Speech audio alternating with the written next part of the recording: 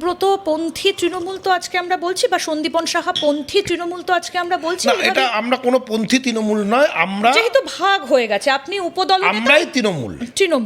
কিন্তু যখন ঋতব্রত ব্যানার্জিকে বহিষ্কার করা হলো সিপিএম থেকে, তখন তো অভিষেক ব্যানার্জির হাত ধরেই তিনি তৃণমূল কংগ্রেসে এসেছিলেন, এবং শোনা যায় যে আপনিও অভিষেক বন্দ্যোপাধ্যায়ের অত্যন্ত ঘনিষ্ঠ ছিলেন।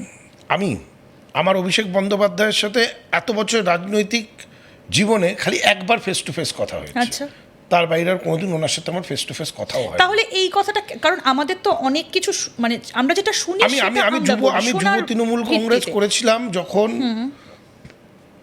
বর্তমান মুখ্যমন্ত্রী, তখন তিনি যুব তৃণমূল কংগ্রেসের সভাপতি ছিলেন, তখন আমি সাধারণ সম্পাদক ছিলাম। আচ্ছা, তারপরে আমি যুব তৃণমূল কংগ্রেস করিনি। আচ্ছা, পরে আমি কলকাতা কর্পোরেশনের পৌর প্রতিনিধি হই, এবং তারপর থেকে আমি মাদার তৃণমূল কংগ্রেস করেছি। আমি অনেক কম বয়সে ব্লক প্রেসিডেন্ট হয়েছি। আচ্ছা, তো যুব এই দ্বন্দ্বে আমাকে পড়তে হয়নি। আমি বেরিয়ে এসে আপনার সাথে অভিষেক ব্যানার্জির সম্পর্কটা তাহলে কেমন ছিল? বললাম তো, একবার খালি কথা হয়েছে ফেস টু ফেস, এই এত বছর রাজনৈতিক জীবন একবার। আচ্ছা, তার কাছে তো আপনি পৌঁছতেই পারবেন না। তার সাথে যে কথা বলবেন, কোনো আলোচনা করবেন, সেই পরিসরটা কোথায় ছিল? তিনি তার মতো করে একটা ডিস্টেন্স মেনটেন করে, নিজের চারিদিকে একটা বাউন্ডারি তৈরি করে, যেই বাউন্ডারিতে কারুর ঢোকার অধিকার নেই করে তিনি তার লিডারশিপ কায়েম করছেন। এটা দল ক্ষমতায় ছিল, মমতা বন্দ্যোপাধ্যায়ের ভাইপো, লিডাররা মেনে নিতে বাধ্য হচ্ছিল। কিন্তু আপনি বলুন, রাজনীতিতে এটা হতে পারে? আপনাকে তো টিম তৈরি করতে হবে।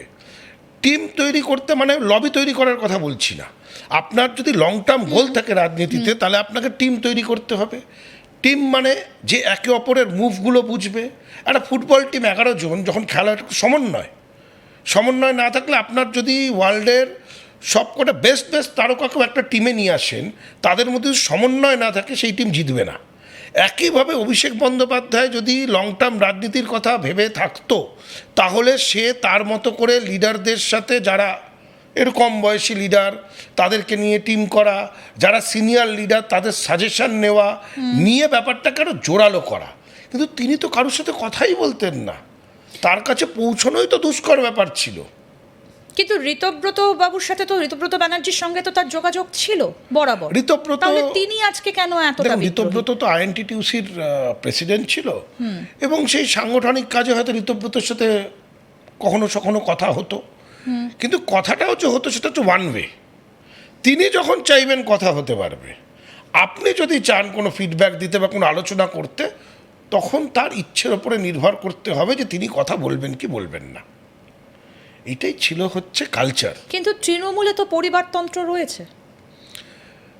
আপনাকে আমি বললাম, রাজনীতিতে পরিবার সূত্রে রাজনীতিতে আপনি আসতে পারেন, কিন্তু আপনি রাজনীতিতে দাঁড়াবেন কি দাঁড়াবেন না, সেটা সম্পূর্ণ নির্ভর করবে যে মানুষ আপনাকে গ্রহণ করছে কি করছে না। যদি না আপনি রাজনীতিতে এলেন পরিবারের সূত্রে, রাজ্যসভার একটা এমপি হয়ে গেলেন, আপনার যদি লোকসভার এমপি হতে হয়, বিধায়ক হতে হয়, কাউন্সিলর হতে হয়, তাহলে তো ভোটে জিততে হবে।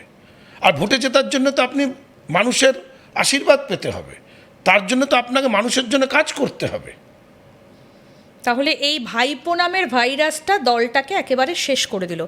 এবার দাদা একটা কথা, যে যদি ফলাফলটা আপনারা জিততেন মানে আপনি তো জিতেছেনই, মানে তৃণমূল কংগ্রেস যদি সরকার গঠন করতো, তাহলে কি আজকে এই পরিস্থিতিটা সৃষ্টি হতো না? তৃণমূল কংগ্রেস হেরে গেছে বলেই কি এই পরিস্থিতিটা সৃষ্টি হলো? হয়তো আরও ভয়াবহ পরিস্থিতি সৃষ্টি হতো। তৃণমূল কংগ্রেস যদি ক্ষমতায় আসতো, যেভাবে করে দল পরিচালনা করা হচ্ছিল, সেখানে ক্ষমতায় এলে অনেকেই হয়তো সত্যি কথাটা বলে উঠতে পারতো না, এটা স্বীকার করতে হবে। কারণ সেই পরিবেশ থাকতো না, তখন সেই বলার সুযোগ দেওয়া হতো না, কণ্ঠরোধ করা হতো। কিন্তু আপনি কণ্ঠরোধ করে কতদিন রাখতেন? ভেতরে ভেতরে গুমরতো, এবং সেটাকে কোনো না কোনো দিন তো বাস্ট করতোই। তো সেই কারণে বলছি, হয়তো আরও ভয়াবহ পরিস্থিতি তৈরি হতো। এখন যারা দীর্ঘদিনের তৃণমূল কংগ্রেসের নেতৃত্ব দিয়ে এসছেন, তারা তো আজকে মন খুলে কথা বলতে পারছেন। তারা তাদের এতদিনকার অভিজ্ঞতা অভিষেক বন্দ্যোপাধ্যায়কে কেন্দ্র করে সেটা তো বলতে পারছে। এই একমাত্র একটা নামকে কেন্দ্র করে দলটার আজকে এই অবস্থা হয়ে গেল, কারণ সেই একটা নামই তো দলের সর্বসর্বা হয়ে উঠেছিল।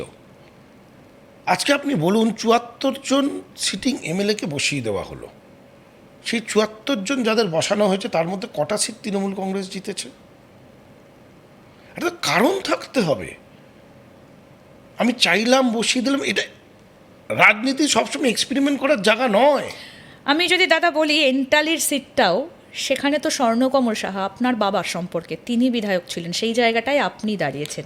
এই কেন্দ্রটাতে কি আপনার রাগ রয়েছে বসিয়ে দেবার জন্য? না না, দেখুন আমি 10 বছরের ওপরে আমি পৌর প্রতিনিধি, মেয়র পরিষদ, এবং আমার পাবলিক রিপ্রেজেন্টেটিভের এক্সপিরিয়েন্স নিয়ে আমি রয়েছি।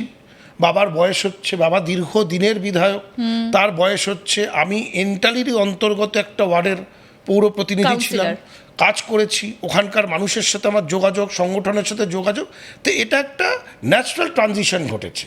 কিন্তু সব ক্ষেত্রে তো তা হয়নি।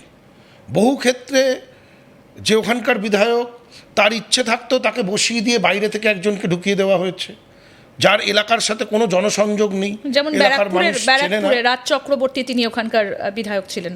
এরকম অনেক কথা আজকে আমরা জানবো, এবং একই সঙ্গে আপনাদেরকে বলবো যে প্রথম পডকাস্ট কোনো সেটে এসে, স্টুডিওতে এসে, আজ তাক বাংলা স্টুডিওতে আজকে সন্দীপনদা প্রথম এসেছেন, এবং এই প্রথম সন্দীপনদা কোনো স্টুডিওতে পা রাখলেন, এবং সেটা আজ তাক বাংলা স্টুডিওতে। এবার যে বিষয়টাতে আমরা একটু আলোচনায় আসবো, যে ভালো তৃণমূল আর খারাপ তৃণমূল, এইটা নিয়ে এখন এই মুহূর্তে বিস্তর আলোচনা চলছে, যে একদিকে কালীঘাট তৃণমূল খারাপ তৃণমূল, অন্যদিকে সন্দীপন সাহা বা ঋতব্রত ব্যানার্জির যে তৃণমূল তারা ভালো তৃণমূল। কিন্তু সত্যিই কি তাই, নাকি বিজেপির সাজানো পুতুল? আসল পরিচয় কি এই বিদ্রোহী বিধায়কদের, একটু জানার চেষ্টা করব। 19শে মে ছিল, কালীঘাটে দিদির বাড়িতে সেদিন মিটিং হচ্ছে। দিদি হঠাৎ বলে উঠলেন যে জাহাঙ্গীর খান উইথড্র করে নিয়েছে। টেকনিক্যালি তো উইথড্র করা যায় না, কারণ উইথড্রয়াল ডেট চলে গেছে, ওই রিপোল যখন হচ্ছে ফলতার। এবং তিনি বললেন জাহাঙ্গীর আমাকে জানায়নি, দলকে জানায়নি, অভিষেক পর্যন্ত জানে না। আমার সাথে ঋতব্রত ছিল, দাঁড়িয়ে উঠে আমরা বললাম তাহলে ওকে বহিষ্কার করা হোক। দল নির্বাচনে পরাজিত হয়েছে, কর্মীদের মনোবল তলানিতে, এই জায়গায় যে নিজেকে পুষ্পা বলে পরিচয় দিচ্ছিল, পুষ্পা ঝুঁকেগা নেহি বলছিল, সে যদি উইথড্র করে ইলেকশন প্রসেস থেকে, টেকনিক্যালি করতে পারছে না কিন্তু সেই ইলেকশন প্রসেসে থাকবে না এটা বলছে, তাকে বহিষ্কার করা হোক। আমাদেরকে বসিয়ে দেওয়া হলো, কোনো কথা বলতে দেওয়া হলো না। এই রকমভাবে অনেকের মনেই অনেক কিছু ছিল। তারপরে বিধায়করা একে একে আমাদের সাথে যোগাযোগ করলো, এবং তারা তাদের তিক্ত অভিজ্ঞতার কথা বলতে শুরু করলো, যে কিভাবে তারা কখনো কোনো সুযোগই পায়নি তাদের মনের কথা বলার। কেউ তো চায়নি যে কেউ চায়ও না যে সে যেই দল করে সেই দল পরাজিত হোক, কিন্তু